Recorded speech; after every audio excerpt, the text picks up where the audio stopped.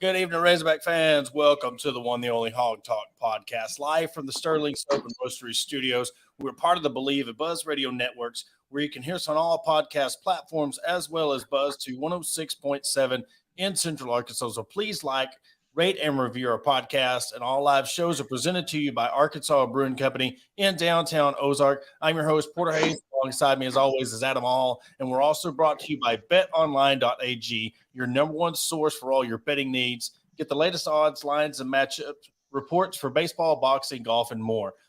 BetOnline continues to be the fastest and easiest way to place your wagers, including live betting on your favorite casino and card games available to play right from your phone. Head to the website or use the mobile device to sign up today and get on the action. And remember to use our promo code BLEAV for your 50% welcome bonus on your first deposit. BetOnline, where the game starts.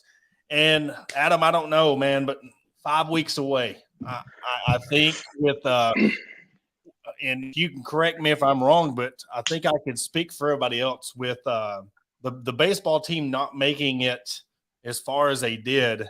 It's kind of brought in a more of an urgency this year that football is still 5 weeks away. I know we got high school action coming up, and for those, me and myself included, I can't wait for any kind of football. I mean, I've been watching some arena football. I've been watching XFL reruns. I mean, anything to kind of get that fix between now and 5 weeks. But I don't know about you, but I'm trying to find different things to watch until football season starts. It's definitely hard. I mean, I do my, the daily countdowns in Hog Sports, and we're, 34 days away. So today I had posted from War Machine on YouTube his videos for Marjorie Hill and Jerry Franklin. And, tomorrow being 33 days, I think we're going to bust out some Dennis Johnson highlights. But it definitely is a rough time of the year. Like, I've been getting back into slam ball. It's been gone for however long. But it's one of those things, just finding this is the time we need, ESPN the Ocho to get some dodgeball action or something going on. Yeah. And, with the TBT tournament, and of course, Team Arkansas getting beat by the Aftershocks, it's like I've been trying to follow, I've got another team that I follow, Sideline Cancer, and they got put out by Heard That. And it's, we really, me and Monty, ever since Arkansas got put out, we're really trying to talk about ways to get this tournament into Fayetteville, how we can logistically make it happen. And I know they're going to be doing some renovations to Bud Walton, and I don't know exactly when that's going to happen, but, for something like that, even if, you can move it later on into July, you have baseball and then you have TBT in Arkansas. Man, I just don't, I think that would be a huge lift of in-state, something going on inside the state of Arkansas that people would come watch just to get them through to a football season. Oh, yeah. This is that time of year, especially people in our areas, they're going and doing out-of-town trips, wherever it may be. That would keep a lot of attention here, a lot of money here. I only expect TBT to keep growing and growing from where they're at right now. So that's definitely something you'd rather be in early, like Wichita's done, versus being in the latter and being left out potentially. Yeah, and it's just an exciting tournament, and I think the ending has a lot to do with it. That Elam ending, just every game ends on a game-winning shot, and just seeing, I got to see Joe Johnson. He was playing in the Big Three today. So oh yeah, it's that, also when you're trying to find things to watch, Jalen Tate was playing on Carmen's crew. Watch him, sick move. Trey Wade was playing for the Aftershock. So, I mean, a lot of these guys who don't necessarily, Ja'Cory Williams, I think he was playing for Heard That as well. Guys that don't necessarily play for the Arkansas team are playing in this. So it gives you something to, and Arkansas being that unique type of state that we really embrace, other than when you're playing against an Arkansas team, like when Trey Wade was playing against Arkansas. For that, it's something you can root for. But I don't think I've been this anxious for a football season in quite some time. And like I said, I think a lot of it has to do with the baseball not going as long. Now we're trying to, bide the time until football gets here. But yeah, it's and plus I'm really optimistic about how this year is going to go. I've been reading a lot. Hogs Plus content has been really, really good about keeping us up to date on the depth chart and what to expect from the and we're going to watch a clip here in just a second from Dan Enos and what brought him back to Arkansas. But the more I read and the more in depth I go with this team, the more optimism I have about this team. Oh, definitely. I mean, I look at last year going into this year, and like we've talked about the coordinators that we've lost. I think the offense is in good hands. With Enos, with KJ coming back, who we're bringing back, because I know we're on both sides of the ball. We're bringing back, I think, a total of 8 starters, and that's hard to replace. I think defense has the biggest questions, but you can only go up from 120th or whatever they were ranked. Yeah. So it's one of those. I really like the hype that I was reading earlier. Not even necessarily hype, just the news on earlier.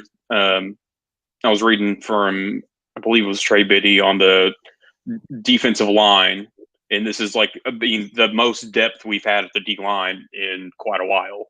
And switching to that 4-2-5 it's going to be it's going to look a lot different than what we've been used to the last couple of years. And he's wanting to go. They interviewed Williams, and he wants to go to that forefront, but he also wants to do the 3 front as well. He wants to switch back and forth. Mm-hmm. And he was talking about when you last year's defense of just doing that 3 front defense. I mean, everybody, when they go to practice, they're practicing against the 3 front defense. So everybody you go up against, they're used to that. So, he wants to bring something different. And I think, more pressure on the quarterback, being able to have the depth and linebacker. And he says that he thinks they have more talent in the safety position where they're able to cause more pressure where they can. And I think that's going to be the biggest thing is the depth. You talked about defensive line and defensive tackle with Gregory and Booker, Carter and Ball. At the strong end, you got Jashad Stewart, Zach Williams, and Nico DeValle.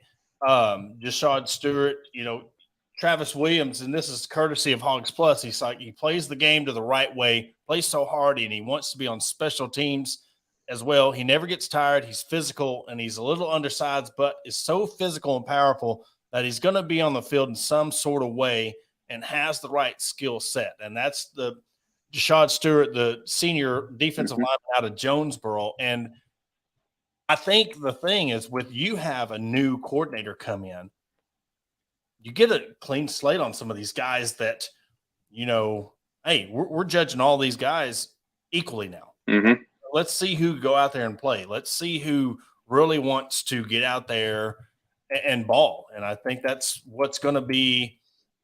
And now also with Chris Paul, I think having a true leader, I think that's going to be the biggest key of what we're going to see this year is Chris Paul being that vocal point there and how they respond to him. Because again, we've talked about it, with Catalan going down so early in the season, I think that had a lot to do with who do we go to, who's going to get us in the right positions there on the field. And I think with Chris Paul coming into that leadership role, I mean, you got Hudson Clark back there too. And I think he's streaky. Let's call a spade. Let's be real. Yeah, he's had a lot of freaking pressure on him. And he has, especially, everything stems from a couple of years back with the 3 interceptions against Ole Miss. Starting at that point, getting the scholarship almost immediately afterwards. I've even been guilty of hammering on the guy. But when you actually look at, I think PFF, they put out their ratings for safeties, and he was the number 2 rated safety coming back to his team for this coming season. And I mean, I was even shocked when I read that. I think a lot of the mishaps or miscoverages that do happen outweigh that's what's fresh on the mind for a lot of people. Yeah. And a lot of times he was out of position though. I mean, that's the thing, you're taking a safety, and if you put him down at cornerback or you put him in a spot where he's not used to, look at the Major League Baseball. You cannot take just a center fielder and put him in left field or right field, and they're an all-star center fielder. You can't just do that. There's different judges and angles, and King Griffey Jr. is one of the best center fielders in the world, but you put him in right field or left field, and he's going to struggle a little bit because there's a different read and play on the ball than where you're used to seeing it. And I think that was a lot of it. And I guarantee you, I would almost, if you just put him down, put a lie detector test on him, would you take back that 3 interception game, knowing what followed, knowing that pressure, whether, yes, you got the scholarship and stuff, but man, I almost felt for him because, yes, it was awesome having that 3 interception game, but what in the end, was it worth it? Because just how much he got hounded, and it had to do with depth and just, that team wasn't ready for all of that success. And you've seen on down the line in the SEC, you just run out of depth and talent.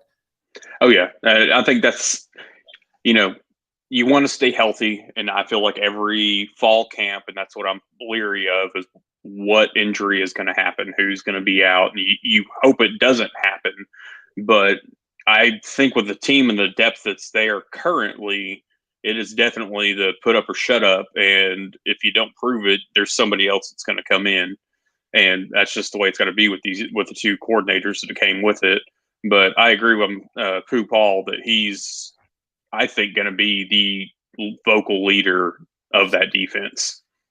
Between, we talked about Paul. You've also got McLaughlin, senior. You've got Hudson Clark, senior. You've got Jaden Johnson, which is a junior. You got Ladarius Bishop, which is a senior.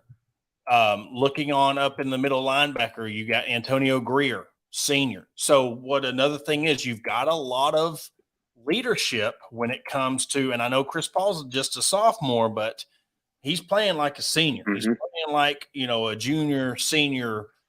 And then, of course, Jashad Stewart, senior. Terry and Carter, senior. We're going to see a different when it comes to, you didn't have a lot of depth, but I think we're going to see a lot of this senior leadership. Jeff Coate, you've got Eric Gregory. A lot of these seniors, Landon Jackson's a junior. John Morgan III is a senior. So you're getting a lot of these 4 or 5 year guys that, all right, this is your 4th or 5th year in the SEC.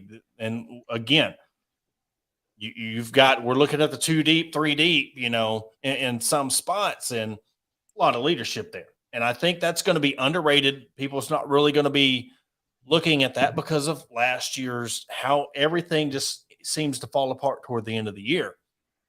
But injuries come with that. I think this year is going to be different. See this camp. It's going to be a new buzz. It's, again, new coaches, new chances for everybody, and just to see how everything shapes together. And, what we were talking about earlier with Dan Enos and coming back into the fold, this is what he had to say on why he chose to come back to Arkansas.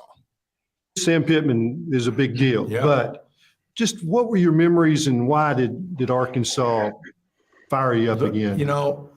We loved living here. I think it was actually very close to the time that I came back, but about maybe a month or so before. But I was with my kids, and I was like, "Okay, where's your favorite place you live?" Because we've moved around. You have life of a coach. That's what we do. And they both said Fayetteville was first, and I think it was. I just think it's just the people. To me, it's all about people. It's not where you're at. It's who you're with. Whether that, I think that in coach. And you heard a little bit from Dan Enos, and he said it right there. It's not about where you're at. It's who you're with. And I think, again, we've said this. I've said it. I think he coming back to Arkansas and how everything with him and Sam getting back together, I think, it might take, and I think it's a good thing you got these first 3 games to fine tune things. But I think we're going to see a different spark on the offense, just like the defense. And I think also, coaches are competitive just as players. They don't want the defense to outdo them, and when you're having that kind of, what do they call that? That respectful battle, that respectful, the competitiveness, I should say. I think that's going to be iron sharpens iron, because this is a team that has a lot to prove. There's a lot of pressure on this team. I think they know it. And I think they're up for the task of, when we say it's time to drop your nuts and play, I think they're ready to take on the task. And here in 5 weeks, we're going to find out, in Little Rock, just what this team's made of. Yeah. And I think, they know the pressure's on, especially here in, recently Sam Pittman coming out and saying that he's got to stop being everybody's friend. And I think that's something that he's going to stick to, because he knows, it all comes back to him. So that's something that I know that we've all seen the last few years with him, that he has been the buddy. But no, we don't see what's behind the scenes, but he seems like he's been his buddy. He's got to stop. Now, when did you see that? Maybe a week ago. Do you not remember what I said last week on the show about? Yeah, it was after that. It was sometime within this last week. That is crazy, because we had talked about that, and I'd said, do you think it's almost like, does he watch the show? Yeah. Does he watch the show? Because I'm telling you, that was a point I made, and I even tweeted it out there. Do you think that he's underestimated because he's that good? And I'm telling you, that could have, and I'm not saying the show did it, but I'm saying him getting asked those questions at SEC Media Days, he might have took a step back and be like, no, is that all they really think of me as, this good old boy who likes to party? Well, it's like we were talking about, with what the other coaches may perceive him as at the end, maybe it's just all kind of coming full circle for him, that he's got to change some things. Yeah, that's crazy, because I didn't catch that. And I'm glad you brought that up, because if we're pointing that out and we are noticing that, and other coaches are thinking that, it's kind of like, all right, let's see, because again, the fans are probably thinking that too. Well, Sam's just there, he's a good old boy, and he's going to rely on his coordinators to do the job for him. He's going to rely on this depth. It's funny how also other coaches at the university, their feet are kind of being put to the fire this year. I think that's a common thread when we look at some of the coaches there at Arkansas, and there's more pressure on Sam Pittman than in a program, because one, they're the moneymaker, but they also set the tone going into basketball season, which rolls over into baseball season. No disrespect to the other sports, women's basketball, soccer, golf, volleyball, softball, none of that. But you look at where the fans, yes, when the women's programs are doing good, we get a great following, but you see the trickle down of when that 9-win season happened, and then the basketball season happened, how it spread like a wildfire to the other programs. We know that for the football program, and when Jacob was on the show, we talked for 3 years about all we need is this football program to really become an 8, 9, 10-win season to set this whole athletic department on fire. And I believe that it starts with the football program. Oh, it definitely does. And you hear the other schools they're not a football school, or they're, or even schools that name themselves, or we're an everything school. That's overdone, but it's one of those, I saw earlier today, the Texas fans are already chirping, and all they want to do is bring up Arkansas's past in the SEC. They don't want to talk about what's going on right now with Arkansas versus Texas. We're just going to talk about the last 29 years and what's gone on. So it's one of those that you just want to shut people up, especially after the Chad Morris years, because we're done past it. I know. Yeah. Now he's back at Clemson. Yeah. But that's the thing again, like there's more people who are still, and we've posed the question, and I think it was answered with that situation. Say you had Chad Morris come to Arkansas and become the offensive coordinator or whatever at Arkansas, and he brings in someone like a Deshaun Watson to Arkansas, and Arkansas wins a national championship with that recruit. He didn't call the plays, but he's the one that brought him in, and then goes on and does the destruction that he's done. the Clemson fans and nation are like, who cares? He brought us Deshaun Watson, who brought us a national championship. So none of that matters. And I guarantee you that he could go and Clemson, in a sense of could not win a national championship for the next 4 or 5 years. They're going to be okay with it because they got 2. There's a lot of schools who don't get none. And I'm one of them. I mean, I want them to win a national championship. I do. But yet I'm humble enough to understand how hard it is. And you're not Alabama where you're going to be just great decades and decades and decades. I got to see 2 national championships in my lifetime. If they win more, I'm very happy with that. But if they don't, I can live the rest of my life happy knowing that I've got to see that and witness that because – and this is no poke at Arkansas or a dig or nothing, but I know how much Arkansas fans have been dying for a national championship in basketball, baseball, and football. I know how much it means and what joy that would bring to the Arkansas fan base if they indeed got a national championship. Oh yeah, because I mean, I was only alive for the '94 national championship. I was 6, 7 years old. So, I look at, I don't know what it was like in 1964. Obviously, in 2018, we saw what happened in baseball. But it's one of those things that, like, touching back on what you're talking about, like with Morris and what Clemson's done, fan aspect.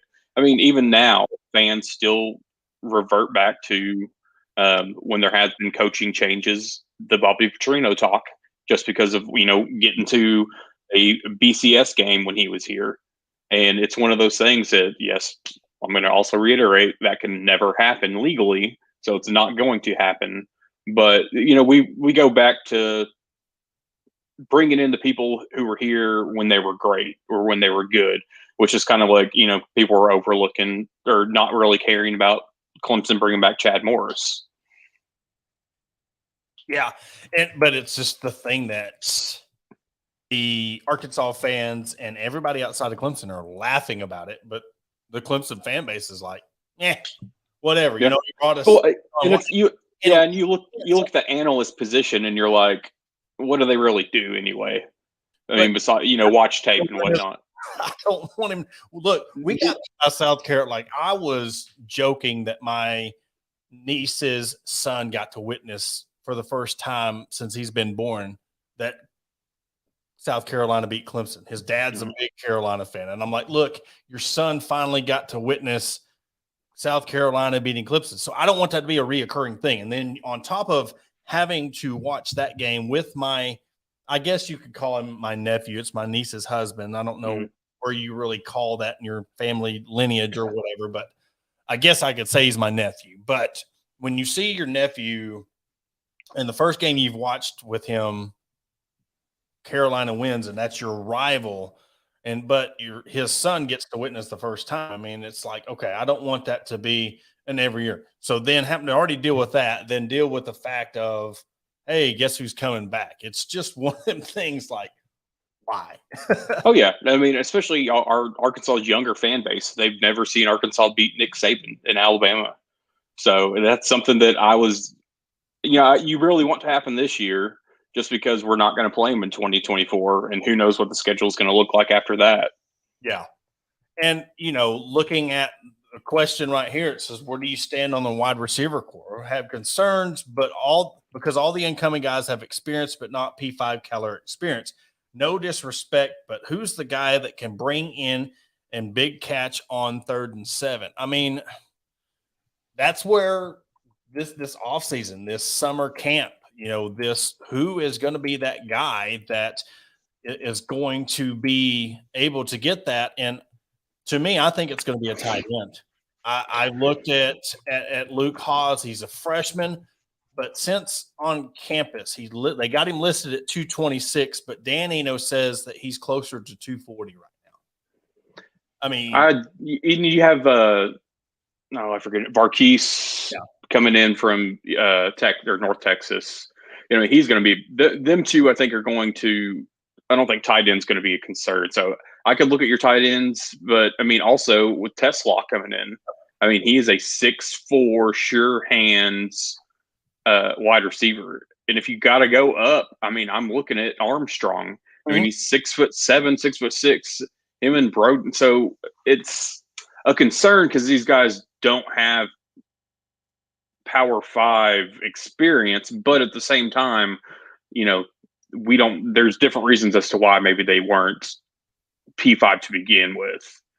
And that is the thing. That's where, and I think a lot of it has to do with how Arkansas has done in the past and getting guys to come in from Western Kentucky or where'd Strongberg come in from? Was it Illinois? Did one of them come from, not Strongberg, the guy did he come from Illinois State, or you got something like up there, Northern Illinois or something? Illinois State, but you're getting guys coming in like that. But man, you've got to look at guys that have a chip on their shoulder.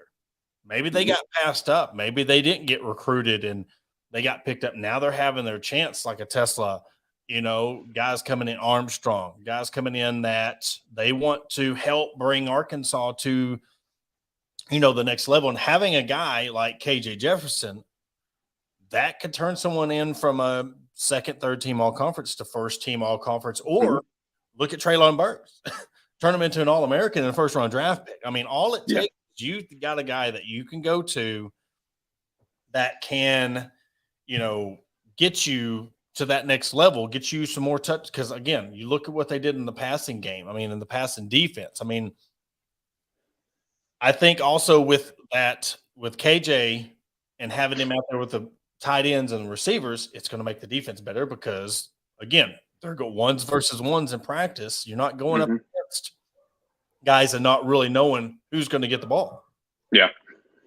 See, and that's that's a prime example. Is you knew the last year or two who was getting the ball in practice, and now these guys aren't going to have necessarily a clue or don't this early on. But the wide receiver core is going to look different. So will the whole offense. Obviously, I don't think the running game is going to change much when it comes to Rocket and DeBinion and AJ Green and everybody. So it's going to be, running back by committee led by Rocket. The wide receivers are definitely always going to be a concern, but I think with AJ under center, it's not. I don't look at it like a big issue. Well, and then having the depth at tight end, reading this article, and talking about what Enos did in 15, you had Sprinkle and Hunter Henry. Look at those two tight ends, and sometimes you had Sprinkle in the backfield, then they'd move into tight end. What that does is creates a mismatch. So if you can, that's what, do you believe that the tight end room will be a bigger red zone threat than last year? Yes. Because absolutely you're going to have two tight ends. And if just say you got two tight ends down there, and then of course you've got KJ, you've got DeBinion, you've got Rocket Sanders, you've got Dominique, you've got these guys that, who are you going to, okay, so you got two tight ends and then those three in the backfield. You got five guys. This ain't even counting wide receivers. Yeah. You've got five guys that you got to respect right there, sometimes seven. How are you going to be able to match up if they get this where they put the two tight ends set down there? You got KJ and a running back. I mean, that's going to be hard to match up and really respect what happens. Yeah, because with the red zone too, I think that we got a little bit too comfortable with runs, with draw plays, with quarterback sneaks, whatever the case may be. So I think they really need to change that mindset a little bit with being able to go to tight ends, some misdirections, some funky looking sets, whatever the case may be, just to mix things up. Well, you got right now your three tight ends, and this is just the listing, what they're at when this come out. You got Nathan Back, 6'4", 252, Luke Haas, 6'3", 226, Ty Washington, 6'4", 244. Okay. You try to have Trey Knox down there at what? How big? 205, 220, maybe? I think 215, 217. And blocking was his downfall. Exactly. So you put 30 pounds on a guy who can catch and block. And that's what, said about Backs was big, and he's what you need as a point of attack blocker. This could turn into a whole different scheme of, you're going to play to your strengths. So this is a kind of a PSA when it comes to the fans. If you think that, okay, we got all these burners and they're just going to air this thing out. Well, if they're running two tight end set, and then you got KJ and Rocket back there and they're running that, and of course, then you got your deep threat. You might see a very similar situation to what you had with Brandon Allen and Sprinkle and Hunter Henry. Of if it's effective and you're moving the ball down the field, hey, do it how you got to do it. Oh yeah, and you never know. Maybe we'll get into a situation where they can bring back the fat guy touchdown, like with Tritola, and mix things up and mess with some people some. Yeah, I feel like Tritola. I felt like it had the fat guy touchdown had been gone for quite a while. It seemed to like, and I felt like that set up you seeing it more and more in college and even in the NFL with your linemen getting out there and getting some touchdowns. Yeah, and what we'll do is we're going to take a quick commercial break. When we come back from the break, we're going to get right back in the action and talk about, with this first couple of games, what we're going to be doing, 5 weeks out, and moving on with football season, high school action. We're going to be talking about future guests coming up, but we'll be right back after the break. Attention DIYers and home improvement enthusiasts. Are you searching for the right tools and the supplies to tackle your next project? Look no further than Mentor's Hardware Store. With locations in Ozark, Alma, and Clarksville, our vast selection of hardware and building materials is sure to have everything you need. Whether you're fixing a leaky faucet or building a new deck, plus our knowledgeable staff is always on hand to offer expert advice and guidance. And with our competitive prices and convenient online ordering, Mentor's Hardware Store is your one-stop shop for all your DIY needs. Visit us today and let's build something amazing together. Are you in need of legal representation? Look no further than the law offices of Robertson, Beasley, Shipley, and Robinson. As the oldest law firm in the River Valley, we have been serving our clients for over 100 years, with locations in Ozark, Fort Smith, and Springfield. Our experienced team of attorneys provide expert guidance and advocacy in a wide range of legal areas, including personal injury, family law, criminal defense, and more. Trust in our history and experience to get the results you deserve.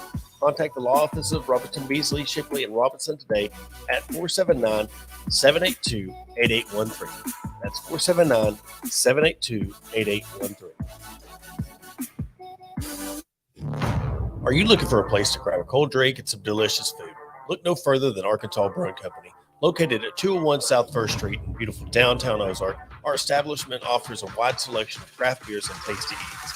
What sets us apart is our welcoming atmosphere and friendly staff. At Arkansas Brewing Company, you'll always feel like part of the family. So visit Destiny and Christopher Brockett and staff today and see for yourself what makes us the go-to spot for locals and visitors alike. Arkansas Brewing Company, come for the drinks and stay for the friends. Searching for premium brewery products that will take your daily routine to the next level? Look no further than Sterling Soap Company. Our handmade soaps, aftershaves, and balms are made with only the finest ingredients that give you the ultimate grooming experience. With a variety of scents to choose from, there's something for everyone. Plus, our products are crafted in small batches to ensure the highest level of quality. So why wait? Visit www.sterlingsoap.com or visit our retail store at 16 West Walnut Street in Paris, Arkansas. Shop our collection and discover the difference for yourself. Upgrade your grooming routine with Sterling Soap Company. And we want to welcome you back to the Hawg Talk podcast. And, before the break, we're talking about Western Carolina, and they are picked to finish 5th in the Southern Conference. So when we're looking at the first opponent for Arkansas, and what we'll do is, leading up to football season, of course, the week of, we're going to be really deep diving, trying the best we can with Western Carolina, Kent State, BYU before we hit conference season. But, knowing what Arkansas has coming in at wide receiver, you have your issues and your questions on the defensive side. I would even include the BYU game. I really like how this non-conference season sets up playing a team like Western Carolina, Kent State. But again, like we said last week, I think, in no disrespect to Western Carolina and Kent State, I think you need to hammer them. I think you need to come in and I know you're going to get the haters and the trolls on Twitter and social media that, it's just Western Carolina and Kent State. But I think in a way you still need to come in and set a tone, set the message on the season is we're going to treat every game like it's an SEC game and we're going to lay the hammer down. We're going to full throttle. And again, if it happens and Arkansas puts 60 up on Western Carolina and Kent State, I apologize in advance, but I think that's what needs to happen. I think, we're talking about drop your nuts and play, and it's a very important year for this team. I think that's what needs to happen. Oh yeah. Those games, you got to get guys ready. I don't think you need to go to reserves early on if you're up a lot. I think you need to get the guys comfortable in a rhythm and a flow, and maybe be looking at the fourth quarter on pulling your starters if you're at that point. I remember back to the Nicholls State game in 2014 or 20 something like that. It was 55-0 at halftime, and they were still. I think we didn't pull our starters until halfway through the third quarter. So I think you have to look at those games that early on in the season, that especially when you have an SEC schedule, whether it's 8 games, whether it's 9 games, you treat every game leading up to that point or the non-conference games in between as it's still do or die.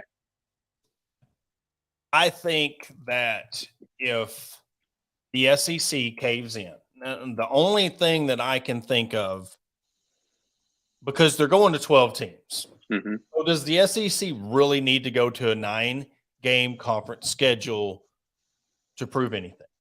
No. I think it's one of the make us. I think it's going to have to be a make us. And we've talked about, and when this first come out, I was like, okay, I think SEC needs to go to 9. But again, when you start seeing these schedules and it's not grouped anymore, there's no more divisions. I mean, just imagine a team getting lined up with A&M, Alabama, Florida, Georgia, Tennessee, Kentucky, South Carolina. I'll throw South Carolina. Like, you get that slate of games, and there's no, like, you're playing the top 3 out of each league. There's 6 right there, and then maybe throw in a Vandy or maybe a Missouri or something. I don't, until they really drop the hammer. I don't think, because SEC is not in a position where they have to. Okay. So Alabama plays Nicholls State before the Auburn game or whatever, but they're still drawing enough money.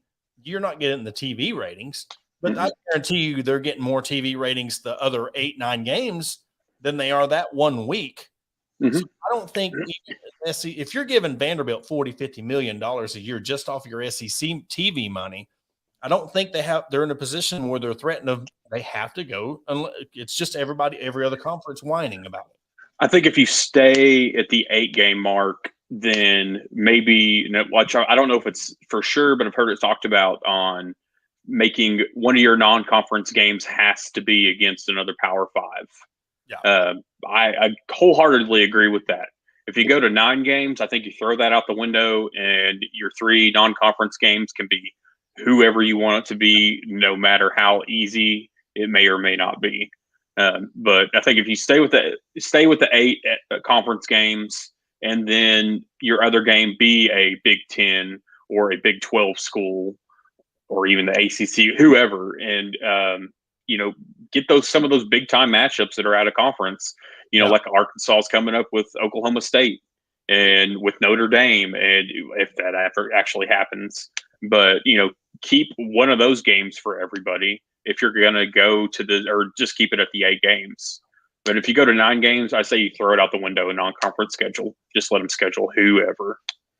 And you look at some of these in-state rivalries, Georgia, Georgia Tech, Louisville, Kentucky, South Carolina, Clemson, Florida State. Some of these, Oklahoma, Texas, Oklahoma. We know Oklahoma State's not going to happen anymore. I know there's some bad blood on that issue. I think even if you keep those marquee headliner games that you're playing, South Carolina's, for instance, when you stop playing that East schedule and you're mixed up, say you get LSU, Alabama, Arkansas, then you've got to turn around and play Florida, Georgia, Tennessee, and then you got to play Clemson. Their schedule's brutal enough as it is. Mm-hmm.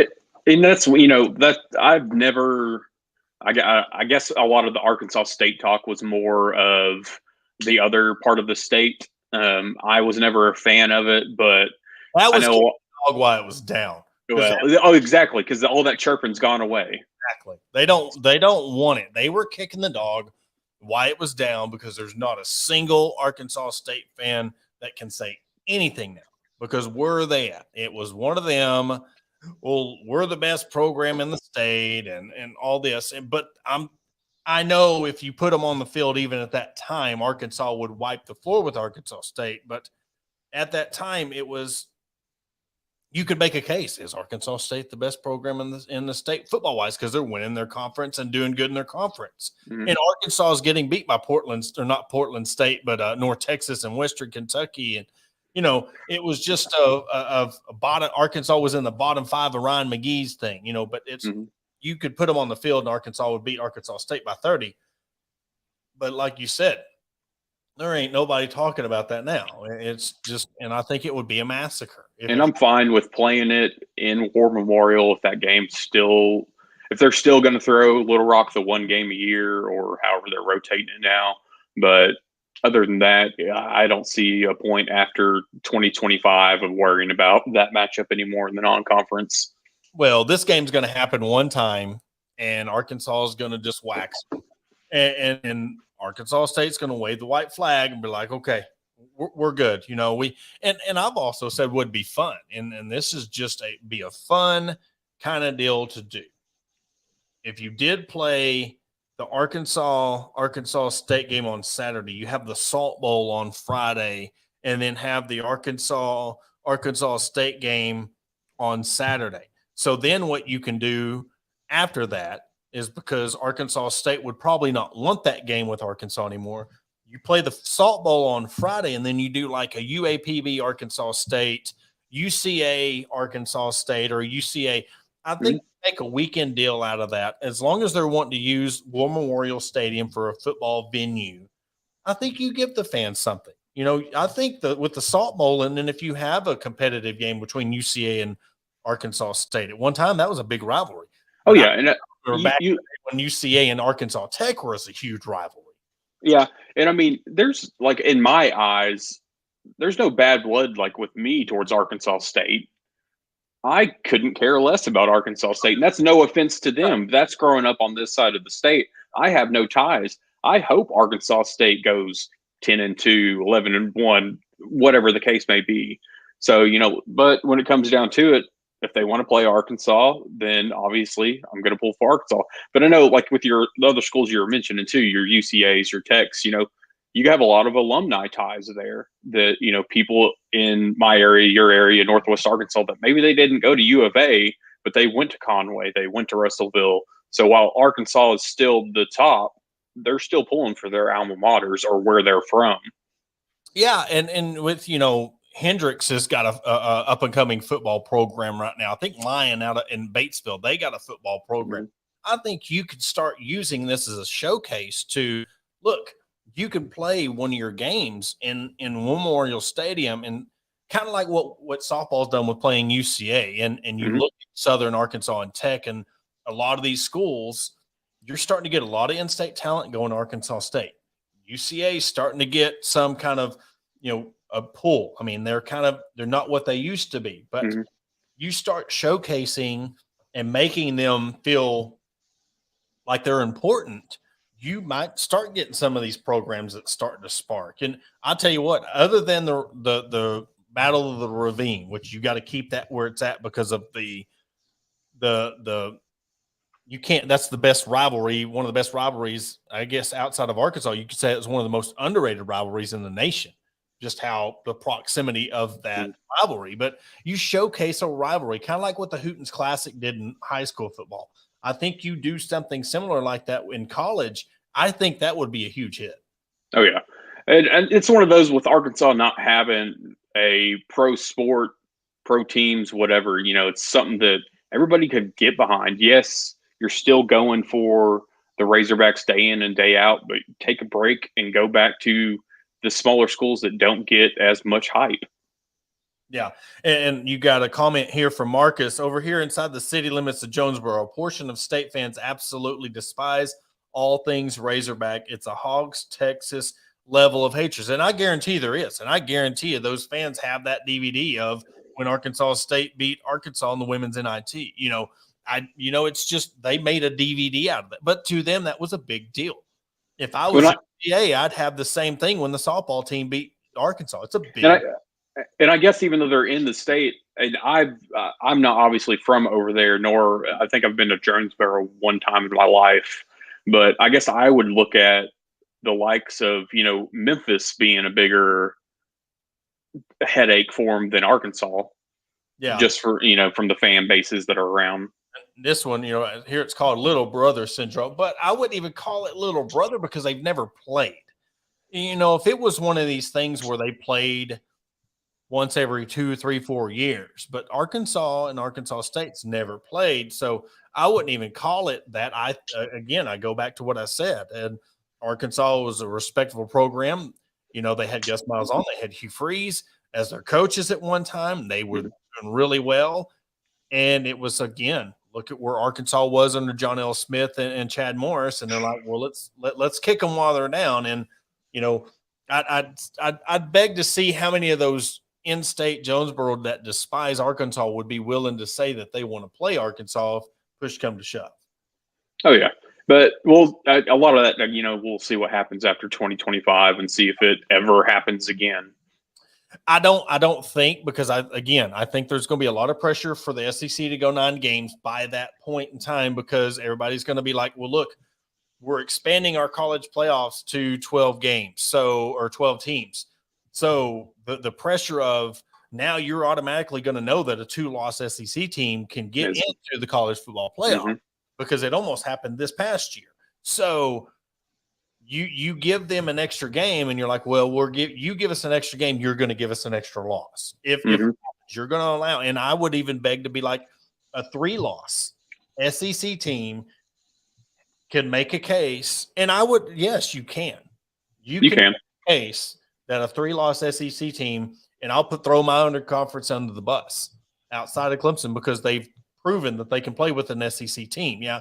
They've gotten blown out by Ohio State and LSU the last 2 times they played them, and then got blown out by Tennessee. But offensive woes, and I hope things are turning around for them. But it's the fact that outside of that, I don't see that the second best team in the ACC could hang with the 5th best team in the SEC. I don't. Playoff scenarios will definitely be interesting. Could be more interesting than, the past with BCS scenarios or even this current college football playoff, because you're going to get, like you were saying, the potentially 3-loss SEC team that's making a case for a 1 or 2-loss, let's say, ACC team that, we're going to put them ahead of them just based on who they played and how they played. Well, and something else we ain't even talked about. Well, with the dissolution of the Pac-12, what's going to happen to these other conferences with the Big 12 and the Pac-12? Everybody's shifting to like the Big 10, ACC, or just the Big 10 and the SEC. Is it going to have to be, well, you're going to have to join up with these other conferences or you're going to be left out? So that just throws another factor of a 3-loss SEC team, because if there's only 8 or 9 teams in the Pac-12, or you got just some filler teams joining the Pac-12 and they're like a Conference USA type quality of a conference now, that gives you more of a case to throw say a 9-3 SEC team in the college football playoff. And that's, with all these expansions, we're at 16 right now. So you kind of think that, or starting next year, you kind of think like, okay, that's it for a while. And then you see all these other movements that are starting to happen. And it's kind of like, now I at least have in the back of my mind, are we going to see 18 sooner than later, 20 teams sooner than later, to the point that you're just going to have maybe 4 24-team conferences? I think it's going to be like this. And you just got my head spinning and thinking about the business side of this.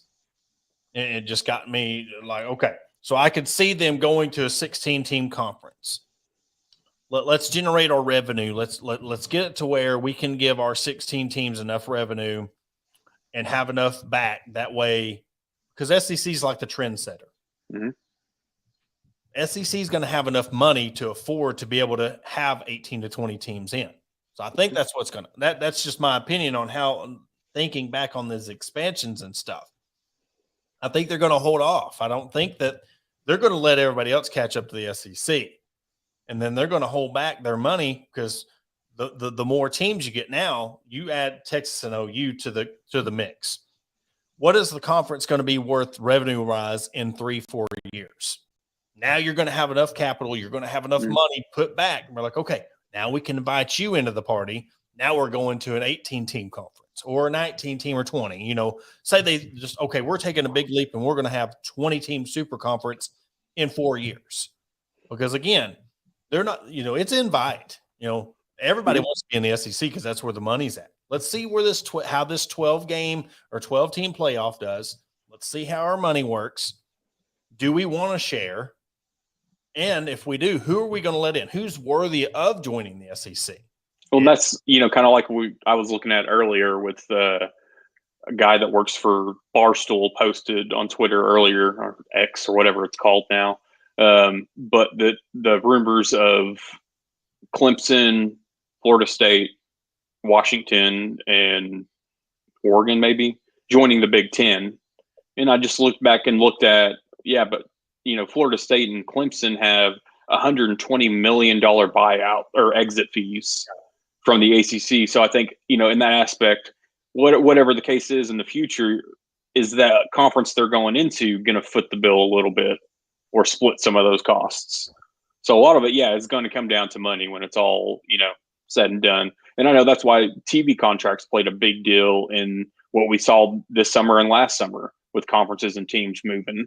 Was who could get the biggest TV deal. And just being completely 110% honest here, I think Florida State has the staying power because of their name. But let's just say 4 or 5 years down the road, Dabo's no longer the coach, or they just take a drop off. Well, now in 2023, they'd be an SEC worthy team. Mm-hmm.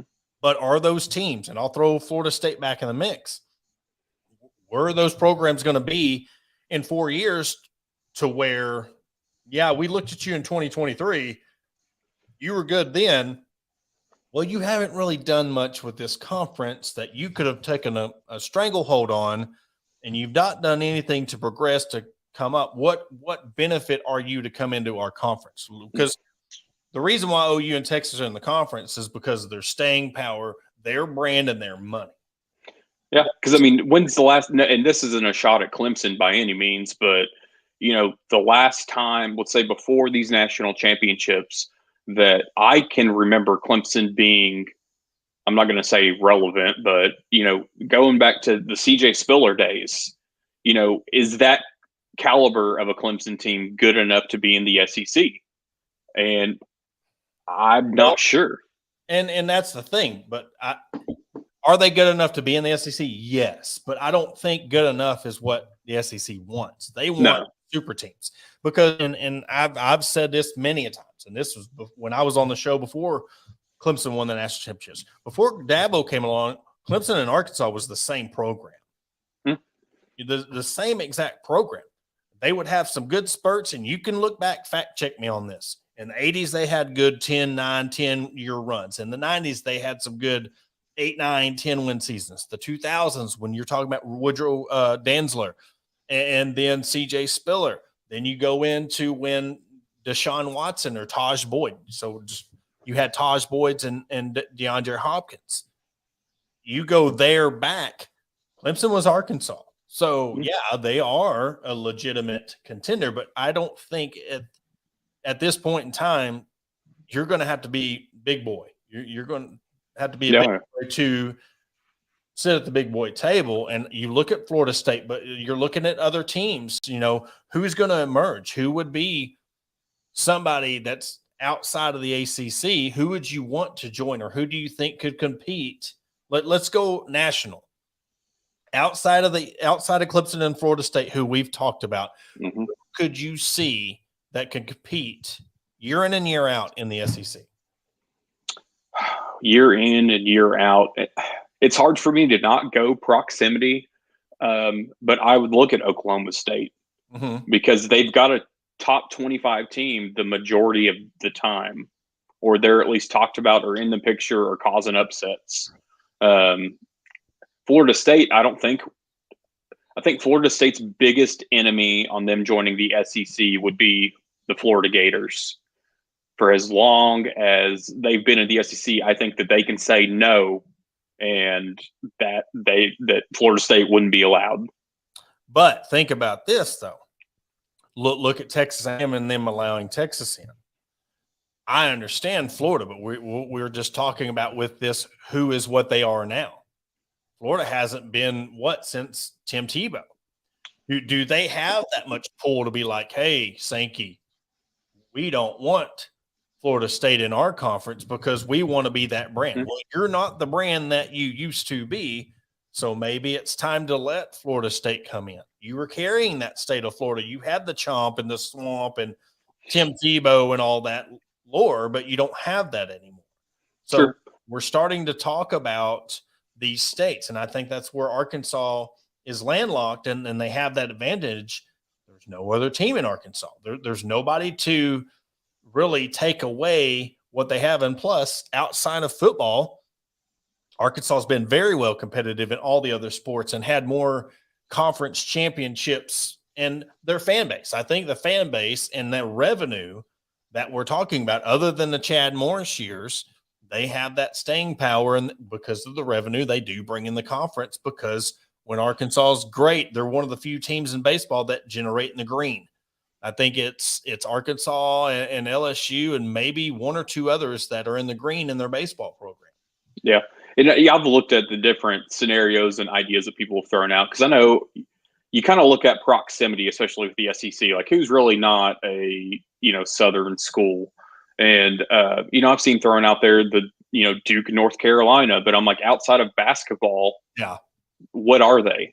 Yeah. And that's the thing. I think it'd have to be somebody that's good in multiple sports that could really, and I don't, I mean, but when I'm looking at it, I'm looking at like teams like an Ohio State or a Michigan or UCLA, teams have been that brand, but I don't think the SEC would pull a Big 12 and just have West Virginia come in the conference, because that's who we're trying to bring up the Big 12.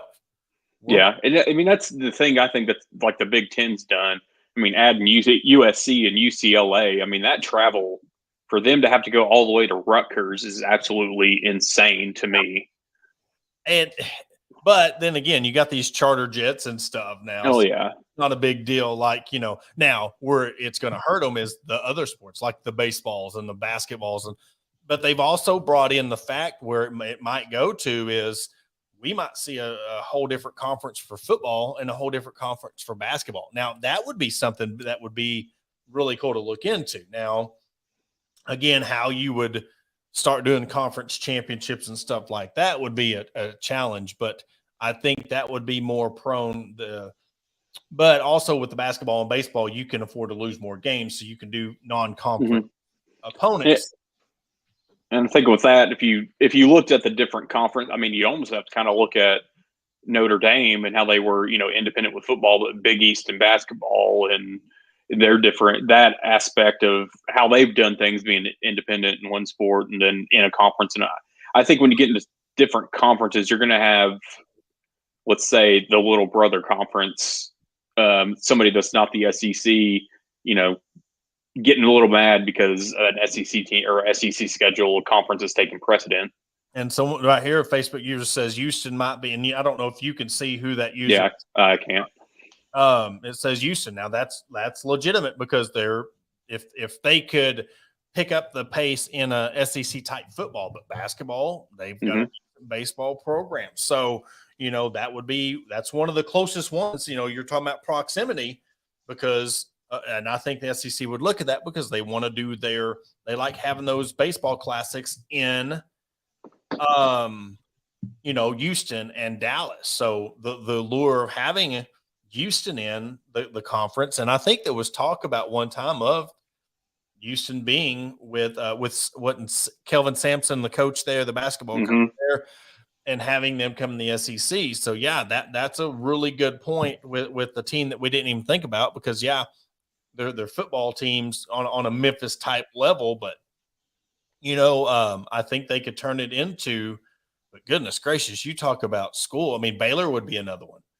Baylor, yeah. And I've seen like Tulane thrown out there here and there, but I hear it thrown out there, and I don't know why, other than they used to be. They used to. I think that was a complete troll job because they're like, oh, well, they have more. Oh, but I still see it thrown around on potentials, and I'm just kind of like that. Every couple few years they're up there making some noise in football, but that's it. Yeah, but there's a lot of schools who make noise. And I think and I think, like you said, Baylor would be Baylor and Houston, if you break it down, would probably be two of the top that are all around in different sports, multiple sports, could bring in quite a bit. Because when you look at, and Louisville would be, you could throw Louisville in there too because their baseball, basketball, and football program. But there's three that I'm looking at. Texas, there's nothing really in the state of Kansas, outside of Kansas, maybe a Kansas State, maybe. Then you look at Missouri, then you got Tennessee right there, and then Kentucky. You're trying to look at proximity, and there's really not unless you go over into North Carolina. But North Carolina would be, or NC State, there. I try to cut it off when I see people start to bring up the Virginia and West Virginia talk, because I get it, but at the same time, I just can't look at that like a Southern or SEC school. Yep. TCU's another TCU's one, yeah. But then with TCU, is it a few? Well, going back with Gary Patterson, they were a force to be reckoned with here and there. So you can't really, at this point in time, you can't really talk down on them, especially in baseball too. Yeah. Well, we're approaching the end of a show, another jam-packed show. With that, we'll be back again. We got Sawyer Rattler from Hogs Plus coming on Tuesday night. Now, I'm just going to with the timing, we're going to be recording at 9 p.m., so I'm really debating on going live at 9 p.m. or just making it a pre-recorded show and releasing it on Wednesday. So I'll know the day of. I will let everybody know if that will indeed be a live show, or we will release that on Wednesday. And also, before we go, I do want to say that our burger challenge is up. We are going to be going to Northwest Arkansas first. So look, I want everybody to drop in our comments of the burger. Northwest Arkansas entries only for the next 2 weeks. We're going to be going to that spot in 2 weeks to find where the best burger in the state is, starting with Northwest Arkansas. And then after that, we will pick another region. So we will be announcing that again for y'all in the morning when we upload the podcast. So on our comment section underneath, we have it pinned to the top of our post on our Facebook page. Give me the best spots in Northwest Arkansas to eat the best burger there. We've got River Valley, Northwest Arkansas, North Central Arkansas, Northeast, Southeast, and Southwest. So we've got, I think, 7 regions to cover. So we're going to be busy for the next couple of months. Got our live shows coming up on location. Football season right around the corner. Adam, you got anything before we head out? No. I appreciate everybody in the feedback, the comments, everybody watching, everybody in Hawg Sports on Facebook. That keep pushing us. So I'm ready for the football season to get here, just like everybody else. That's right. For Adam Hall again, yes. Thank you all, everybody on Hawg Sports. We love this collaboration of being able to post our show on both pages. So it's been really, really fun to get to know the fans over that you have, your fans over at Hogs Plus, and our fans here at the Hawg Talk. But for Adam Hall, I'm Porter Hayes, and we will catch you on Tuesday night or Wednesday, deciding whether we do the live show or we will broadcast that on Wednesday.